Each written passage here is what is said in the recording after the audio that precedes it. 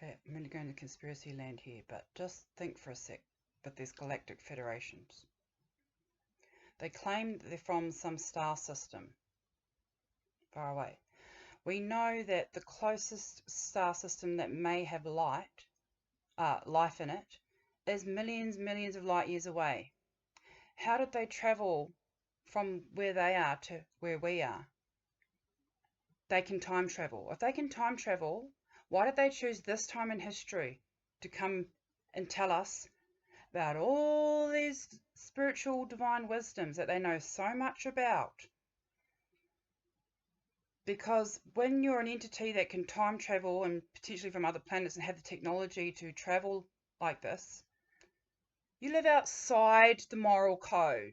Morality ceases to exist the further out you become with these advanced beings.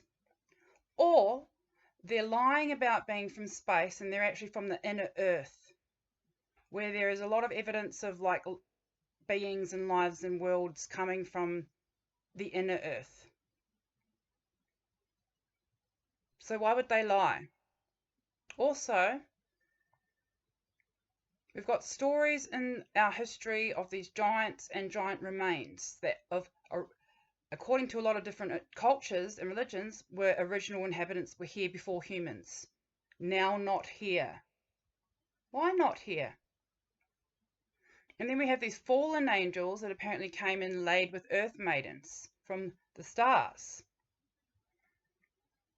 I don't think they were the land-dwelling giants that we hear about. I think they were probably the Anunnakis, if the Anunnakis exist. So the Sumerians left records of these Anunnakis from space, technological advancement coming to Earth to teach society and laws and justice systems and making humans be little slaves and controlling the weather and making a 3-year drought, no sun.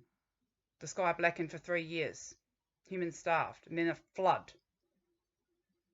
So those are the experiences we've had of extraterrestrials parading as gods, teaching us laws and programming us and controlling our weather. Also, no giants left. So maybe it was harder for them to come and colonize and infiltrate us when the giants were here because the giants were protecting us and Earth. Now we don't have giants. And our society is a mess. And they come now. Why did they go in the past? Why did they come now at our most vulnerable point? And why are they getting AIs or humans, putting transmissions into humans' heads, telling them about higher depths of consciousness? Humans don't jump from no spirituality to all of a sudden 9th dimension consciousness. That's not how it works.